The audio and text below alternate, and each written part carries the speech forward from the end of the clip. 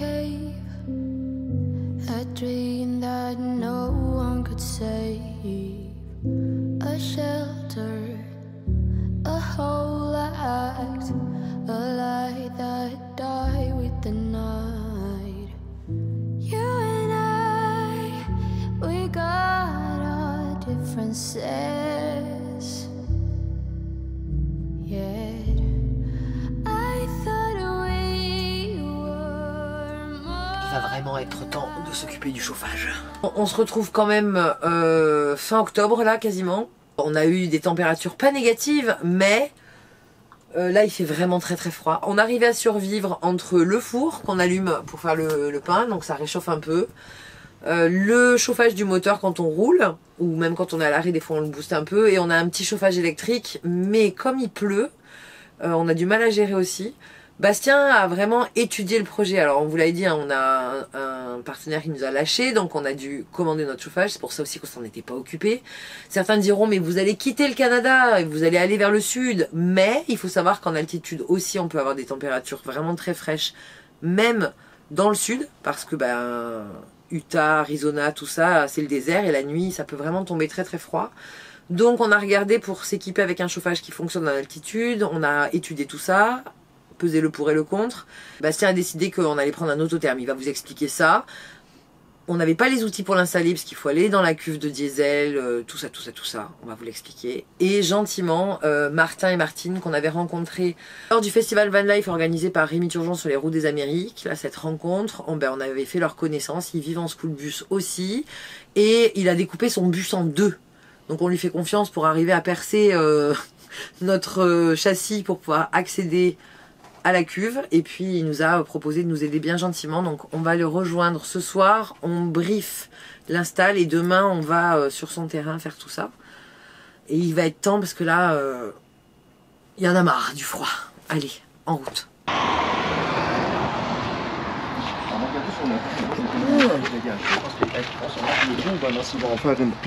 Tiens regarde, c'est démarré, vas-y. Ouais.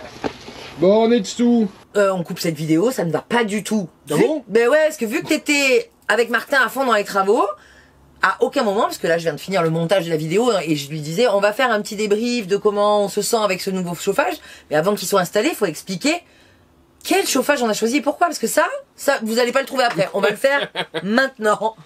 Alors, on a pris un autotherme 4D, c'est-à-dire qui produit 4 kW de chauffage qui équivaut à peu près à 10 000 BTU. Donc le BTU, c'est l'indice qui va permettre de savoir si un chauffage chauffe beaucoup, et on utilise la même chose pour la climatisation. Donc nous avons un autotherme 4D qui correspond à 4 kW et qui va envoyer à peu près 10 000 BTU. C'est un peu juste pour le bus, mais ça suffit vu qu'on ne veut pas avoir des températures sous zéro, ou alors très très rarement, et dans ce cas-là, ça suffira largement. Disons que nous, ce qu'on veut, c'est un bus un peu qui fasse tout. C'est pour ça qu'on a une petite clim qui est pas très efficace quand il fait 40 degrés. Et un chauffage correct. Comme tu le disais, on ne veut pas aller sur du 0 degré. Sachant qu'on n'est pas non plus... Non, frileux, oui, mais on n'est pas foufou. Là, on va quitter le Canada. Là, quand vous voyez cette vidéo, normalement, on a passé la frontière. Non, mais non, c'est demain. Ah ouais. C'est demain. Donc non, on est encore au Canada pour une paire de jours, mais on n'a pas prévu d'y passer l'hiver. Par contre, on sait qu'en allant à New York en novembre, on va avoir fret. C'est ça. On a déjà eu fret. Qu'en Arizona, ce que j'expliquais, c'est qu'il y a du désert, donc la nuit, il peut faire froid.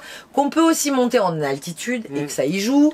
C'est pour ça aussi que on a choisi un autotherme, parce que ils ont un kit altitude intégré directement qui permet d'aller jusqu'à plus de 4000 mètres. Ce qui n'est pas le cas des Shinasto, qui sont les chauffages bas de gamme, beaucoup moins chers, ça je vous l'accorde, mais ils n'ont pas ce truc d'altitude, ils consomment le gasoil différemment. Donc moi j'étais plus pour le Shinasto, parce qu'en termes de budget, l'autotherme on est à combien là? Juste non, tu as commandé la boîte quoi. Moins de 1000 €. Moins de 1000 € et le Shinasto c'était moins de 300. Ah, c'était moins de 200. Voilà.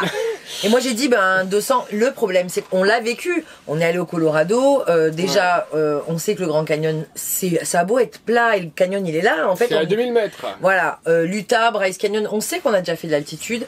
On pense aussi à faire de l'Amérique centrale et on sait que... On peut monter à 3000 mètres sans problème, que ce soit au Mexique ou au Costa Rica. Et sans parler de l'Amérique du Sud. Voilà. Et aussi, ce qu'il faut voir, c'est que ce chauffage a une garantie, que les pièces, on les trouvera encore partout et que... Bah, c'est plus fiable. C'est plus fiable. Enfin, quand même, j'ai quand même pas mal étudié la chose. Donc, en fait, pour les chauffages, soit vous avez le top du top, ce qui est Webasto et Burst Pressure. C'est les deux grosses marques les plus connues, surtout Webasto. Mais là, on n'est plus à 1000 €, mais on est presque à 2000 pour des 4 kg, voire des 5 kg. On était à plus que ça quand on a fait le devis ici pour le faire installer. Ouais, on était sur un 5 kg. On avait une marque canadienne qui s'appelle General Component, qui c'est les anciens... En fait, c'était les anciens fabricants de Webasto au Canada qui ont fondé leur propre marque. Et sur un 5 kg tout installé, on était à 2700 $ canadiens, ce qui faisait plus de 2200 €. Les Burst Pressure, bah c'est 2000 $ et non posés. Pareil pour les Webasto pour des 4 kg. Et donc là, j'en ai eu pour 1000 €. En gros, moi j'étais plutôt Shinasto, toi t'étais plutôt celui-là. Et là où tu m'as convaincu, c'est que tu m'as dit, tu sais très bien que ça va tomber en panne quand il va faire 0 degré. C'est ça. Puisque c'est pas comme un accessoire dont on aurait éventuellement besoin et dont on peut se passer, ça tombe en panne, c'est pas grave. Là, ça tombe en panne, on meurt de froid. C'est ça. Donc, j'ai préféré qu'on mette un peu plus d'argent dans le chauffage et qu'on ait un produit de meilleure qualité. Voilà, donc c'est parti pour les 1000 balles. Bah oui, mais merci qui nous a lâché pour le partenariat, c'est la vie. C'est la vie, voilà. Ils n'ont pas réussi à se mettre d'accord entre l'Europe, les États-Unis. C'est pas grave. Et voilà. Donc, on vous reprend là où ça avait commencé, c'est-à-dire au tout début de l'installation. Je retiens quand même à remercier à nouveau Martin Martin pour leur dévouement, tout ça. Vous allez voir l'installation et on se retrouve après parce que nous, ça fait déjà une petite semaine que c'est installé, qu'on a eu des températures quasi négative. Voilà, et on va vous débriefer si on en est content, un peu déçu. Est-ce que franchement ça valait les 1000 balles? On vous dit ça après avoir finalisé l'installation. En gros là, on a notre arrivée de gaz que je vous montrerai dedans. Et on va sûrement le faire descendre ici. Ou là. Ça va dépendre comment on va le tourner. Et là, en gros, on est dans le meuble. Voilà. Et il va falloir aller le piquer. Il va falloir aller piquer l'essence par là. On verra où on la pique. Vous trouvez une durite surtout. Donc voilà, ça va être notre lieu de travail pour les prochaines heures. Bon, on a commencé à installer. Donc, on perce les trous pour poser la plaque. Donc on a déjà percé le plancher du bus et il reste à accéder à la tôle. En gros, il va être positionné comme ça ici, avec la sortie là. Il faudra qu'on fasse du rond, c'est pour ça qu'on a découpé ici, pour que ça entre bien. Le rond va aller là, va passer là-dessous et va aller sortir sous le four. Voilà, on a regardé hier soir avec Martin. C'était la meilleure solution parce qu'à la base on voulait le mettre en longueur comme ça et le faire sortir ici. Le seul problème c'est que voilà, c'est dans un plus petit espace et si on s'assoit ici, et on chope le chaud directement dans les jambes et c'est très chaud en fait. Ça fait quand même, il fait 4 kg, donc plus de 12 000 BTU, donc ça ne va pas. Donc le mieux c'est vraiment de le mettre là-bas, comme ça il sera beaucoup plus centré que s'il était là, et ça réchauffera le bus plus uniformément comme on dit. Voilà, donc là on continue, il est passé dessous, parce que par au-dessus c'est un peu compliqué, donc il va essayer de l'attraper par en dessous. Voilà, donc vous allez peut-être le voir sortir.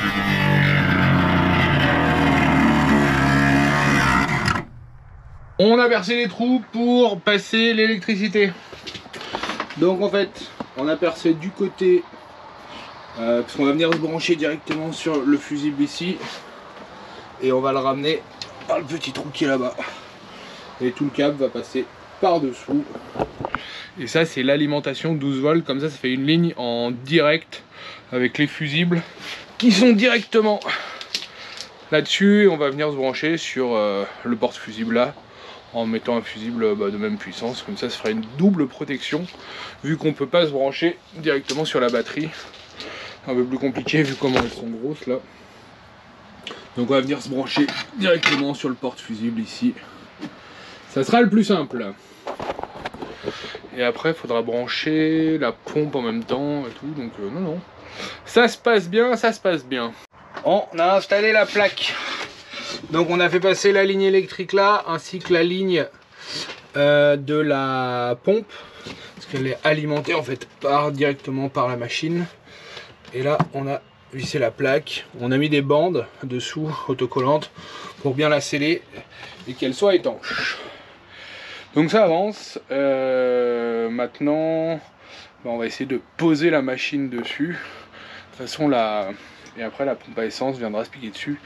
Et c'est ça qui va être le plus gros morceau. C'est clairement d'aller se piquer dans le tank parce que je n'ai plus la trappe ici. Donc c'est un peu la problématique normalement. C'est y avoir une trappe ici pour pouvoir accéder à la pompe à gasoil. Et là, on ne l'a pas cette trappe. Donc on va voir si on découpe le plancher, si on arrive à l'attraper par ailleurs. On va voir. On vous tient au courant dans la suite de cette vidéo. Mais voilà, ça se passe bien. C'est 1h30 qu'on a commencé. On a fait les trous, on a passé, on a branché les lecs. Donc tout va bien pour le moment. Bon, pause repas. On a mangé une petite poutine que Audrey est allée chercher au casse-croûte juste à côté. Donc poutine, burger, frites, un classique québécois. Donc pour l'avancée, ça y est, c'est fixé. On a fixé par en dessous, on a vissé, on a percé les trous pour la sortie d'air, donc qui va aller là-bas et qui va sortir ici. Bon, on a dû découper un peu là-bas pour aller percer. On est en train de regarder pour mettre les exhausts, les sorties d'air et les sorties d'échappement. Là, ça sera notre contrôleur. Donc on a fait un trou ici, ça va passer là, là, et ça repart là-bas derrière. Donc comme ça on pourra contrôler. J'ai pris le contrôleur touchscreen. L'avantage de celui-là, c'est qu'en fait il est complètement programmable. Pour ça c'est le top. En gros, on peut lui dire que de telle heure à telle heure il se lance, à tel degré, à telle température. Il est un peu plus cher, il vaut 100 $ de plus. Mais au moins on peut tout programmer quand on n'est pas là, quand on revient le matin, qui se lance directement à 7 h. Donc ça c'est cool. Donc et là, Martin est en dessous et il est en train de regarder pour le tank de gasoil. Voilà, moi j'ai fini d'installer le contrôleur, il est branché. Et voilà. On se retrouve dessous. Ils ont attaqué, enfin, Martin a attaqué la partie la plus difficile. À savoir percer le réservoir. Donc on a réussi à le percer tout en haut. Donc ça c'est top. Et là on a agrandi un peu le trou pour voir si ça passe.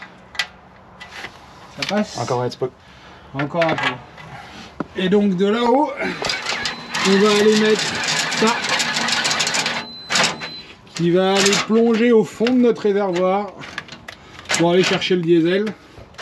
Après on va faire passer la ligne par ici, par là, jusque là-bas où on a notre sortie et notre entrée de gasoil. Donc voilà. C'était un peu la partie la plus délicate. Et finalement, Martin a trouvé un endroit au fond du réservoir où on peut, il a pu percer sans problème. Et on est vraiment dans le dernier dixième du réservoir, donc il n'y a pas de souci pour... on n'avait pas trop d'essence, donc ça c'était top. Voilà. Donc là, il est en train d'installer le pipe pour aller mettre directement au fond du réservoir. Et après on viendra mettre un tube et il faudra installer la pompe et ça on vous montrera après. Bon, le trou n'était pas assez gros pour faire passer ce bout là en fait. Donc vaut mieux faire plus petit que trop gros. Donc là, il est en train de reprendre le réservoir avec la mèche. Bon, j'ai toujours ma fuite de gasoil, hein, parce que les Mexicains, ils ont obligé de remettre le trop-plein qu'il y a ici. Donc en fait, si je remplis vraiment à fond, ça déborde. C'est génial. Ça y est, ça rentre. Oui, c'est rentré. Voilà, bravo. On va y aller avec ça ici.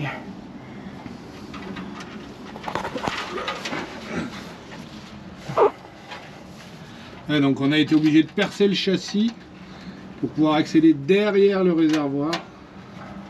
Et comme ça on est bien en haut du réservoir.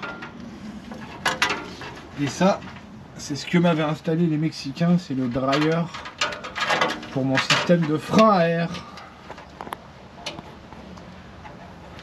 Et ici j'ai une fuite. Là, j'ai une fuite d'air, il faudra que je la répare un de ces jours. Mais ça me dérange pas pour le moment, donc on la laisse. Installation de la pompe. Donc le support en plastique. La sortie. Et toujours installer la pompe à 15 degrés. Et au niveau du fuel, bon, on a essayé de rentrer avec une vis auto-perfo, elle s'est cassée dedans. Donc la pompe, on la met à peu près au même niveau que le bas du réservoir qui est ici. Et incliné de 15 degrés à 1 mètre de l'entrée du réservoir et à 4 mètres maximum du dévaliteur. Donc là on est bon. Donc là on pré-perce, comme ça au moins on est sûr de pouvoir la rentrer correctement. L'installation de la pompe est quasiment finie. Donc la voilà, elle est fixée à 15 degrés. L'électricité aussi, il n'y a pas de polarité.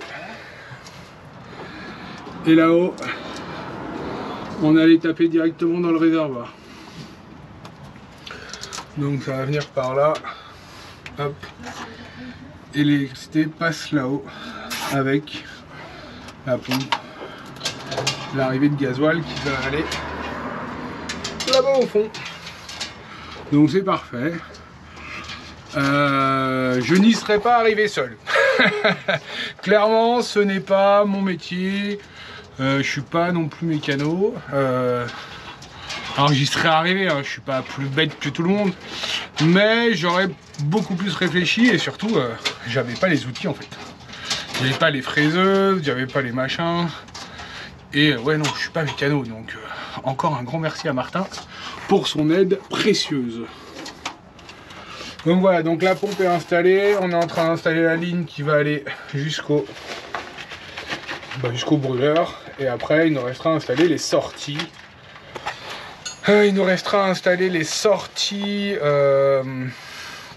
D'air, les sorties d'échappement. Et après, normalement, on est quasiment bon. Donc, on devrait pouvoir le tester avant la nuit. Enfin, on espère.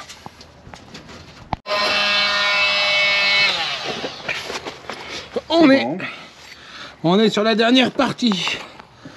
Installation du pot d'échappement et de l'entrée d'air. Donc l'entrée d'air sera là-bas. Et là, c'est l'entrée, enfin c'est les pots d'échappement qui va venir sur le muffler juste là. Et qui va sortir ici. Et après, normalement, il n'y a plus qu'à tester. Hein. Bon, c'est fini. On va brancher et on va tester. Alors, faut brancher ça. Après moult tentatives, non, 5-6 démarrages quand même, il fallait que le temps que la pompe à gasoil amène le gasoil directement à l'intérieur. Et donc ça y est, ça marche. Donc il nous aura fallu 4 heures pour l'installer, 4-5 heures pour l'installer, donc ça va, on a été assez rapide quand même. Et là, il va falloir le laisser tourner à fond pendant 2 heures, histoire de bien le décrasser. Bon, ça fait un peu un bruit d'hélicoptère, mais c'est normal. C'est qu'il est chaud, faut qu'il se lance. Et là, ça y est, il s'est lancé, il envoie du chaud.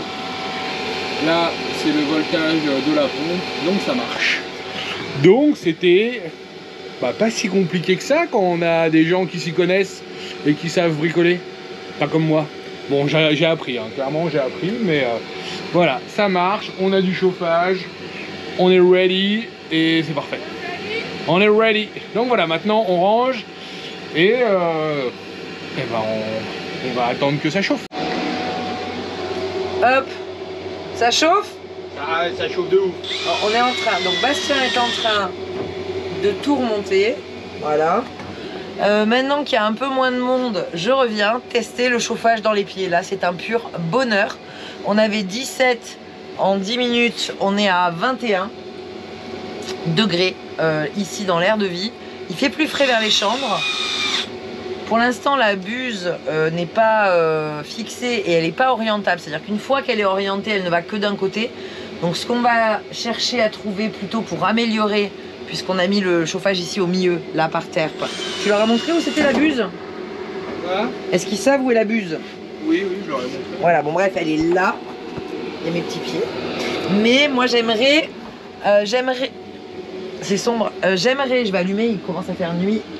J'aimerais, comme dans ta dame, avoir un disque, en fait une buse disque, et que quand on l'ouvre, qu'on puisse la fermer pour la poussière, et quand on l'ouvre, le disque oriente plus vers le fond du bus là-bas, donc vers les chambres, ou plus vers le salon, ce qui évite de l'avoir directement dans les pieds quand on cuisine quand même, et que ça puisse chauffer plus devant, quand on est là dans la pièce de vie, qu'on regarde un film, qu'on travaille, ou plus vers là quand on va aller on sait qu'on va aller dormir et qu'il fait bon ici déjà. Enfin, voilà. Donc on va pas la fixer tout de suite. Et ça sera tout. Mais là, c'est comme tu l'as déjà dit qu'il fallait laisser tourner 2 heures. Oh, t'as fait tomber entre les planches. Il faut laisser tourner le chauffage 2 heures en test pour vraiment alimenter la pompe à gasoil. Ouais, faire brûler toutes les huiles, voilà, tout le système, que le système se dilate complètement. Et de toute façon, il faisait froid, donc c'est pas perdu. C'est pas comme si on installait le chauffage en juillet et qu'on fasse tourner pour rien. On en a besoin. Voilà. Ensuite, je vais quand même préparer un petit souper pour tout le monde. Puisque Martine n'est pas là, nous allons inviter Martin à manger et après on s'en rentrera chez nous. Enfin, chez nous. À l'aire Halte VR de Saint-Nicolas. Non, c'est pas Saint-Nicolas. Tu veux qu'on mette Saint-Apollinaire. Tu veux qu'on mette la table définitivement? Attends. Ou tu veux t'embêter à chaque fois? Non, ça va. Il veut s'embêter à chaque fois. Voilà, on finit de cleaner tout ça. Parce que maintenant il faut que je trouve une réserve pour la nourriture. Mais on va échanger des choses qu'on a moins besoin d'accéder, qu'on va mettre ici finalement. Type le mixeur à soupe par exemple. Et mettre les boîtes de conserve là-bas. On va juste faire un échange stratégique. Je suis fière de toi. Moi je suis fière de nous. Et de Martin qui t'a quand même... aidé. Ouais, c'est ça. Je sais pas si vous voyez son bus. On n'a pas eu le temps de faire... T'y arrives pas? J'arrive. Attends. On n'a pas eu le temps de vous montrer son bus, mais en même temps c'était pas le but. Mais je lui faisais confiance parce que regardez, ici, il l'a monté, il l'a découpé en fait au-dessus des fenêtres et en dessous des fenêtres et il a rajouté une plaque de tôle de 30 pieds de long, tout le long, parce que c'est un de 40 pieds, pour rehausser son bus. Vous vous rendez pas compte parce que vous le voyez pas à côté de Cactus, mais il est très très haut à l'intérieur. C'est-à-dire qu'au-dessus de ses fenêtres, il a des plaques, il a 1 mètre. C'est ça à peu près. Hein. Je te laisse galérer. C'est un lit peigne de bonne qualité. Je vais aider Bastien, je vous laisse. Salut. Alors on vous laissait, on était en plein test du 100% boostage parce que comme on le disait dans la vidéo, quand tu l'installes, il va falloir le lancer pendant au moins 2 heures pour que tout se mette en place. Ouais, et même l'été, en fait, il faut quand même le lancer 30 minutes par mois pour pas que ça s'encrasse. Donc faut sortir, mettre un coup de chauffage à 100%, ouvrir les fenêtres. Et faut le faire tourner, parce que si vous le faites pas tourner, c'est pas bon en fait, ça s'encrasse, le gasoil peut sécher. Donc c'est mieux de le faire tourner 30 minutes par mois, même tout le long de l'année en fait. Ça on verra, on n'y est pas encore. Pour l'instant, je vous rassure, il tourne tous les jours. Sauf aujourd'hui, on décide de faire cette vidéo et de la finir. Et il fait 20 degrés dehors aujourd'hui à Montréal, c'est un redout incroyable parce que hier soir, on devait avoir 6 degrés quand on est revenu dehors. Ouais, à peu Parce qu'hier, on près. était en soirée chez des copains qu'on a rencontrés, des expats canadiens, français canadiens, qui se sont installés ici. Et donc, on avait laissé le chauffage parce qu'on savait que ne pas passer la soirée dans le bus. En laissant le bus qui est tout vitré et plus ou moins bien isolé, parce que ça fait aussi partie de cette histoire de chauffage, c'est que notre bus n'est pas isolé. Clairement, on a 10 fenêtres devant, un pare-brise, donc on a beau coller des rideaux, des machins. Ouais, on a beau avoir de l'isolation au plafond, sur les murs, au final, avec la surface de vitre qu'on a. Et la tôle, c'est-à-dire qu'on est une boîte de fer avec des vitres en verre. Ouais. Bah après, quand même, l'isolation du sol et du plafond permet de maintenir de la température et que ça tombe pas trop. Mais quand on n'avait pas de chauffage et qu'on le laissait la nuit, par exemple, sans chauffage, en fait, quand il faisait 10 degrés la nuit, et ben on se levait le matin, il faisait 12 degrés dans le bus. En fait, on a un écart thermique qui est très petit. Alors, dans notre camping-car, on avait 5 degrés, mais c'était plus petit, donc on chauffait par nous-mêmes. Mais là, clairement, ça suffisait pas. Alors que là, avec le chauffage, maintenant, on l'a testé en conditions réelles. Et ben on a trop chaud. Ouais, on a trop chaud. Il a fallu trouver les réglages au début parce que on savait pas trop comment marchait le touchscreen, donc à quel moment il s'arrête, à quel moment il se relance, est-ce que c'est mieux de le laisser tourner tout le temps. Donc on a fait quelques tests et je pense que là on a trouvé comment il marche. Ouais, comment il nous correspond. Voilà. Là, le premier soir, il m'a dit ouais, je l'ai mis en dessous de 17, ça se déclenche. Et j'étais en train de travailler, Ouais. je regarde parce que alors on a, vous verrez sur le touchscreen, on vous montrera là rapidement. Il n'y a pas 50 menus, hein, il y a marche, arrêt, booster, pas booster. Et donc j'attendais qu'il se mette en... J'étais en train de travailler, je me suis dit bah, c'est la bonne occasion de voir s'il se met en route. Et non, j'étais en train de me congeler. Du coup je l'ai lancé, je suis allée le réveiller parce qu'il s'était endormi en lui disant ça se met pas en route, on va mourir de froid. Ouais, parce qu'en fait le chauffage, il a un mode où il fonctionne tout le temps et il a un mode qu'il appelle température, où on choisit une température auquel on veut que le chauffage soit. C'est un thermostat quoi. Ouais, c'est un thermostat, ouais, c'est une sorte de thermostat, c'est ça. Et en fait, par exemple, si vous le mettez à 22, il va monter à 22 degrés, il va s'arrêter à 23, et il va pas redémarrer avant 19 degrés. Ouais. Sauf que le problème, c'est que le thermostat est pas déporté là où il fait froid ou au niveau du sol, il est au niveau du chauffage et du touchscreen. Et il descend moins vite qu'au fond du bus. Et si on le règle à 17, il va s'enclencher qu'à 14. Et ça veut dire qu'il fait déjà 12 dans notre lit. Donc le temps que ça se réchauffe. Ouais, et puis ça consomme plus d'électricité parce qu'en fait il s'arrête complètement. Donc il est obligé de se relancer. Les chauffages diesel, quand ils se relancent, ils se font à fond pour faire monter la chaleur très vite et après la réguler par la ventilation. Donc en fait ça fait beaucoup de bruit. Donc on a commencé comme ça le premier jour. Audrey, comme elle vous le disait, elle avait froid. Donc après on a essayé une autre manière, c'est de le régler au niveau puissance. On peut le régler de 10 à 100% et tous les 10. Et là, je pense qu'on a trouvé quelque chose de pas mal. On laisse tourner donc toute la nuit à 20%. Ouais, 10, 20, ouais. Voilà, sachant qu'il peut faire quand même très bon. Bon là en ce moment, la nuit il fait 7, 6 degrés. Ouais. Bon, on est descendu jusqu'à... Là, on va redescendre à 4 samedi. Ouais. Alors qu'il fait 20 aujourd'hui. Mais bon, ouais, c'est n'importe quoi. C'est les variations un peu de changement de saison. Mais on sait que qu'il fasse 4 ou 7 degrés dedans, quand on se lève le matin, on est sur du... Plus 12 à peu près. Ouais, c'est ça. Donc on va être à 16, 17 degrés, ce qui est largement suffisant. Oui. Même moi j'ai trop chaud, on a requitté les pyjamas pour dormir. Là où moi j'ai un souci, on vous en parlait, c'est l'isolation. Et donc dans la chambre au fond, derrière mes rideaux, j'ai toute la porte vitrée de l'arrière du bus qui est en métal et en verre. Et là, j'ai une condensation de malade. Et l'autre soir, avec le chauffage qui était pas encore ajusté comme on le souhaitait, j'avais vraiment très très froid sur le côté, beaucoup d'humidité qui s'accumule, beaucoup de condensation parce j'ai pas envie de dire qu'on a un pont thermique. Notre bus est un pont thermique. C'est-à-dire que tous les montants de fenêtres que vous voyez ici, là, bon celui-là, c'est mauvais exemple, celui-là il est protégé. Mais ici c'est du métal, tous les montants de fenêtres sont en métal, tous les tours de fenêtres sont en métal, tout est en métal, la porte des toilettes, enfin il n'y a rien qui est isolé. Et ça fait beaucoup de condensation sur nos vitres aussi quand on dort. Donc il va falloir qu'on travaille sur cette humidité. L'avantage de laisser tourner le chauffage toute la nuit, c'est qu'on peut aérer. Ouais, et ça sèche l'air en fait.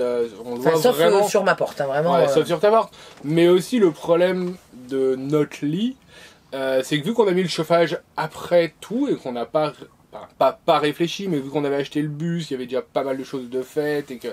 Comme vous le savez, on a été un peu pressé pour le faire. On n'a pas pensé chauffage. On n'a pas pensé chauffage de base, donc tu vois, on va en mettre un. En fait, il aurait fallu clairement tirer une gaine pour aller dans notre chambre. Mais là, on ne peut pas passer parce qu'il y a la douche. Donc, on va pas casser la douche pour pouvoir faire passer une gaine. Il faudra faire passer de l'autre côté. Mais de l'autre côté, vu qu'il y a l'électricité, on pouvait pas le mettre de l'autre côté. Non, puis on n'a pas prévu de vivre en hiver. Donc non, là, clairement. Et puis, on aime bien avoir frais, nous, dans notre chambre. Donc, ça nous dérange pas. Donc, en fait, il faut juste...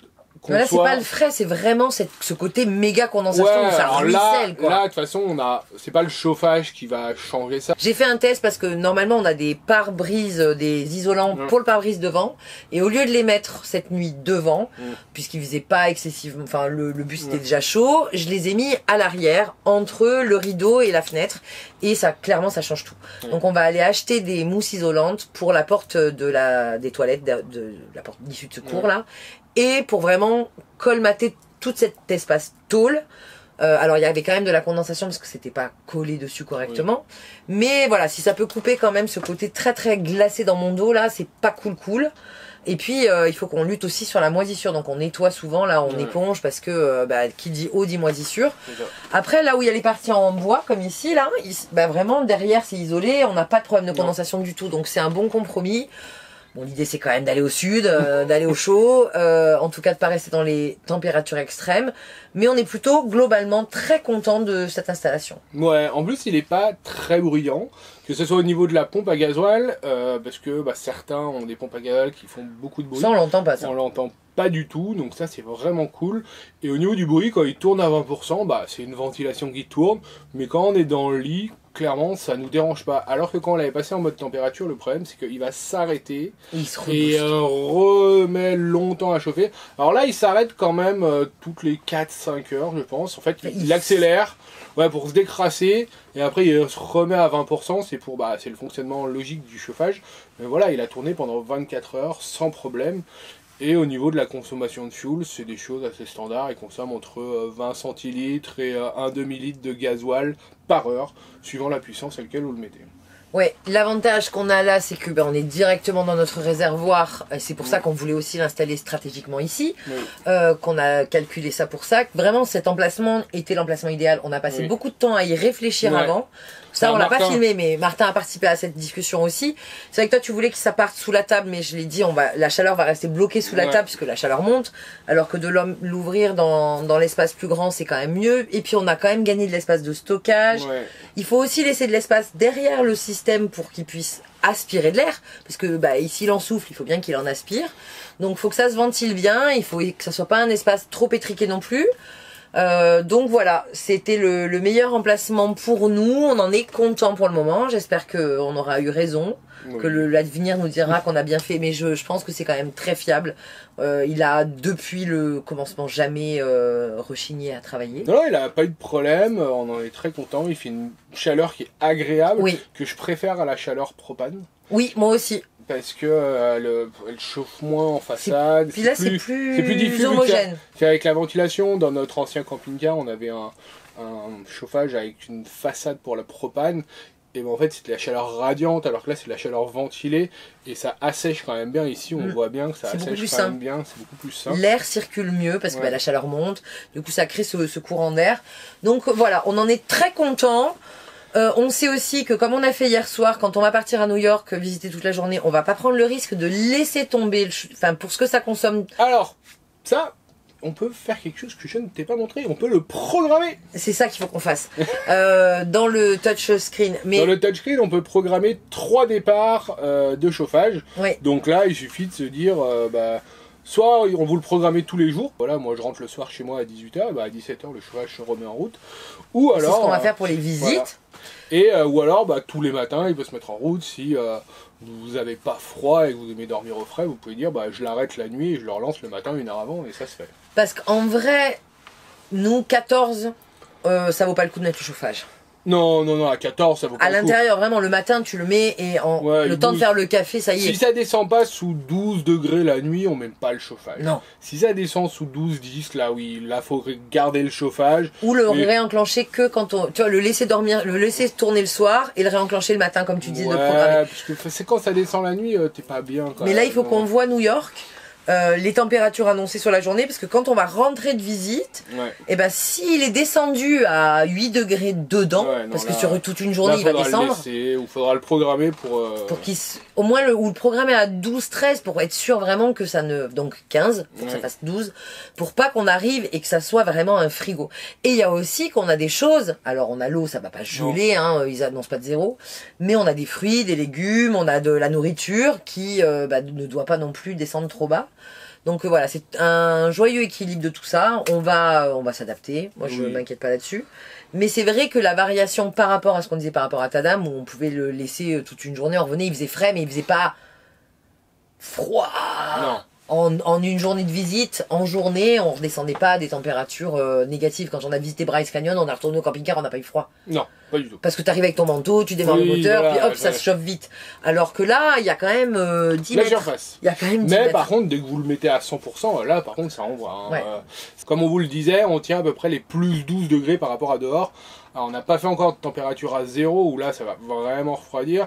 Et sur les 20-30% de puissance, on n'a jamais mis à 100%. Hein. Non, on tient nos 20 degrés. Et le jour où il faudra qu'on le mette à 100%, je pense que ça veut dire qu'il fait moins 5 dehors, hein, voire moins 10. Hein, Sachant que là, il fait donc 19 dehors. Oui. Et on a 24 dedans. Parce que il y a du soleil. L'inverse, c'est qu'il est mal isolé pour la chaleur. Enfin, mal isolé, non, il n'est pas mal isolé, mais nos fenêtres font... Sommairement. Voilà, non, nos fenêtres font que on a beaucoup de déperdition de chaleur, mais par contre, dès qu'il fait chaud, on a beaucoup de chaleur. Avec le soleil, dès qu'on a des ultraviolets, c'est vraiment cool en hiver parce que ça chauffe quand même bien aussi. Ouais. En été, ça chauffe bien, et puis dans ce cas-là, on a la clim, donc... ça s'équilibre. Ça s'équilibre. Et nous, on a décidé de tout garder pour le look, clairement. Non, et puis parce qu'on savait pas faire et puis c'est quand même plus joli de... Quand vous êtes posé dans votre salon dans un school bus, c'est une véranda, hein. C'est une véranda énorme, donc il suffit d'ouvrir les fenêtres et puis voilà. Donc non, pour ça on est content. On est content. Et ben on va finir là-dessus. On est content. On va vous préparer aussi une vidéo sur comment se préparer à passer la frontière terrestre, parce qu'on n'a jamais pris le temps. On vous a déjà expliqué les frontières, mais on n'a jamais pris le temps de vous expliquer vraiment ce qui est interdit, ce qu'il faut faire, ce qu'il faut prévoir. Et comme on la passe dans 2 jours, enfin là demain quand vous allez voir ça, on s'est dit que c'était l'occasion de vraiment vous préparer tout ça, de vous détailler. On va reparler des Vestas. On va parler de l'ESTA, des 90 jours. Avant, oui, jours. je sors, 180. Une fois, je fais le tour du poteau, je reviens, je prends l'avion et je redébarque. Vous allez tout comprendre sur les visas des États-Unis. Peut-être. Peut-être. Ou pas. Ou on va plus vous embrouiller. Allez, c'est bon, il faut que je monte cette vidéo si on veut qu'il l'ait. Parce que là, l'heure tourne. Allez, des bisous. Des bisous. Et à plus. Dans Cactus. Mais oui, au chaud. Ou au frais. Bye.